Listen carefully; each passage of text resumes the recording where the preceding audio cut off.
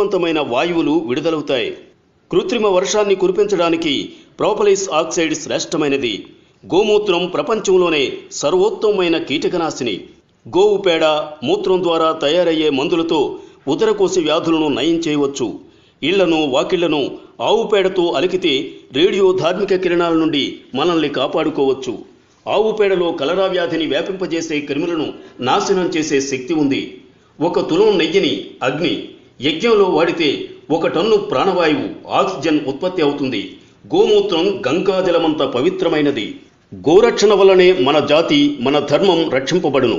గోరక్షణ స్వరాజ్య సముపార్జన కంటే ఏమాత్రం తక్కువ కాదు. గాంధీజీ. ఆవు పాలలో రసాయస్, ఆవు నెయ్యిలో అమృతం ఉంది.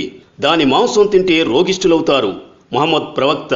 1 గోవును చంపితే 1 మనిషిని చంపినట్టే. యేసుక్రీస్తు. గో క్షీరము గొప్ప మందు, దాని నెయ్యి గొప్ప ఆరోగ్యప్రదాయిని.